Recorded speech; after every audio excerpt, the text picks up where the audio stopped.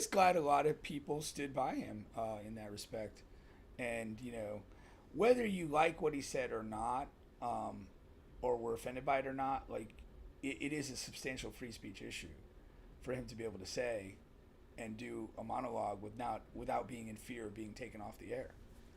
I mean, that's just not acceptable to me at all, to be able to have him yank off the air like that. So I'm proud of everybody that stood behind him in that regard. The same way that they were, What do you mean? canceling their accounts and, canceling Disney Plus and whatever, like we need to figure out a way to do something like that with respect to the other corporations that are censoring their employees and firing their employees. And she was a columnist at, I think it was the Washington Post. Yeah. She just She literally quoted his own yeah. words. Yeah, for sure. And they fired her. Yeah. Like, it was just like, what? Yeah. So I just, the Washington Post, okay, they're people that have to subscribe. They're advertisers. Shut them down. Like, force their hands because, every time they take away another right or they start trampling on another right, we just are like frozen, where people are afraid to even talk about it. Yeah. No, oh, Jimmy Kimmel was on. Back on. Yeah, Yes. last night.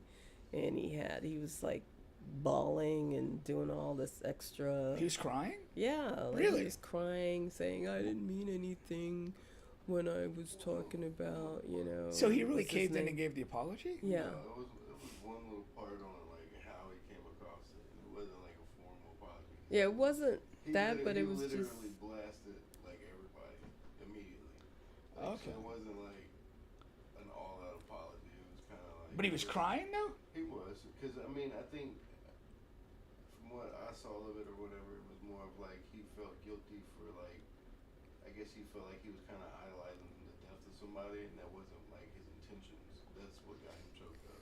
So my thing with it was I watched it and he wasn't highlighting. I mean, he didn't, what he The said original was monologue not, that got him right. in trouble. What he That's what you said was not even, he just barely glazed over it and then just referred to the way that, what's his name, was behaving. Okay. Like how, what a hypocrite he is. Because Right. that's what it was about. And, obviously people are like, yeah, I feel sorry for his family or whatever. And I think that's when he was tearing up when he was talking about the family part. But, I'm like. They just posted the numbers. His show got 6.5 million viewers last night, and that's being blocked in 30% of the networks, or 30% of households because of the two networks. And that's way better than a regular Jimmy Kimmel show. Yeah, it's like a lot better. What does a normal show do? Probably a couple million. Nowhere near six. Like one or two. 7 though. You know what I'm So saying? three to six times better than Nah, for sure. I was glad a lot of people stood by him in that respect, and whether you like what he said or not, or were offended by it or not, like it is a substantial free speech issue for him to be able to say and do a monologue without being in fear of being taken off the air.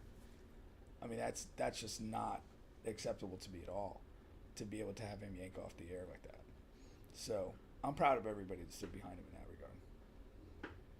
But I just feel like there needs to be like more, like just overall, we just need to figure out a way to mobilize to like to just stop, like to shut everything down, like the same way that they were, What do you mean? canceling their accounts and canceling Disney Plus and whatever.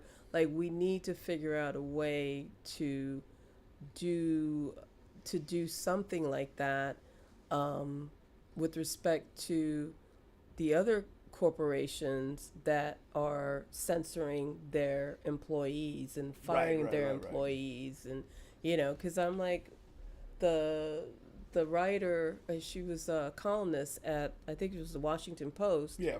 She just She literally quoted his own words. Yeah, for sure. And they fired her. Yeah. Like, it was just like, what? Yeah. So I just, the Washington Post. Okay, they're people that have to subscribe. They're advertisers.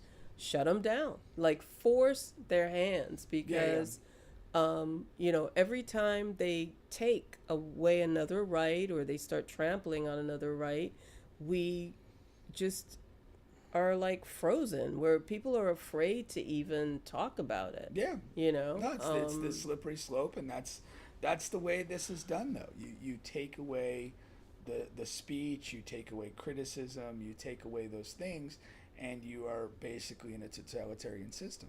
Right. That's what it is.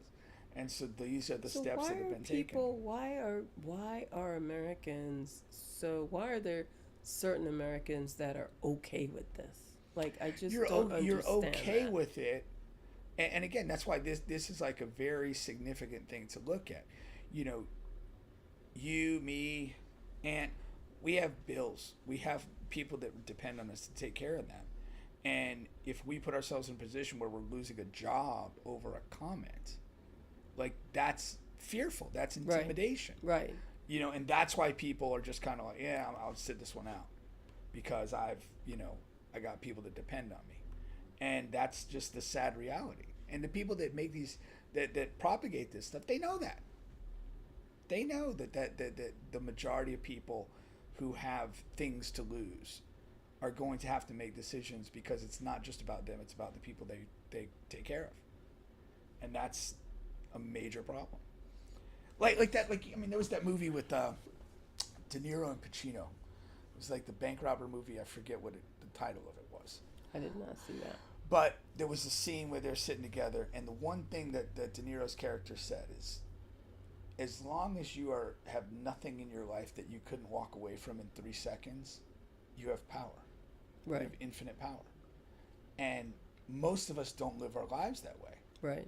You know, we construct these circles and relationships that we value and that we serve, and they serve us. And we're not in that situation. Right. You know, but if you have a different objective in life and you want to be the type of person that can, like, literally, I don't give a fuck. Like, what can you do to me? You could kill me. That's the best you got. Because as long as I'm here, I'm against you. Like, you have to set your life up in a certain way that nobody's depending on you. That you can act, independently, fearlessly, and all that. And that's just not what most people are. So where do you see, in a year? Where do you see us in a year? Where do you see the United States in a year? Continued degradation and misery. Do you have a exit plan, or No. you're just gonna ride it out? I don't have an exit plan. I don't have anything that specific. Because I've had a couple of friends, we talked about just moving overseas, and I'm like, okay, and then what? Are you not able to come back? But for certain people, that's fine. Yeah. Again, certain people whose life is structured a certain way, that's fine. You can move. You can do what you feel is best to you. I mean, I think I have a son who lives abroad now, and it's like when I was probably up through 20 plus years old, it's like the notion of living somewhere else was like naive, like why? Like we got it the best here. Yeah. But there's a reality that we don't. Yeah. That it's not the best here, and that there are other options and other lifestyles, and I mean there's people all over the world who live well in doing in being other places. Right. That's the thing. I mean, and by the same token, there's people that do poorly everywhere. It just is what it is. But like you should look at essentially the planet as a place where it's like the only place I can function is this. I'm not like, I don't like, we exist in a global economy. And I really think, much like I feel about religion that's useless, I really feel like nationalism is close to useless. What is the point of it? To draw boundaries and borders and conflict? What does it serve? When to enjoy the life that I enjoy, Like, okay, I have a job, I have things that I do, but the things that I use, my cell phone and the clothes I wear, they come from different places. Right. And all this And stuff. that's what I don't It's just understand. it's why all this- interconnected. Yeah. You know, and then like there's there's a notion that, well, like if China wanted to destroy the U.S., like, but the reality is they probably don't want to destroy the U.S. because they need we're the consumers. Exactly. and like we're all interconnected. So Right. what is the point of all the international hostility? Right. Right. It's just about finding efficiency to get goods and services and products to the people that need them and use them. That's what it is. Yeah, and like, again, we open borders, this, that, and the other thing. It's like who gives a damn? Like, if it's better everywhere, then people don't have to escape anything. Right. Right. You could live a comfortable life in, Poland, Curacao, here, like whatever. But that's just not, that's not the politics of things. It's not, people are savages. That's what's like earlier we were talking about, like, Yeah. better worse. Expectations. You're yeah. savages. You're Yeah. just savages. Yeah. If you have advantage, you're going to play the advantage as hard as you can, as long as you can.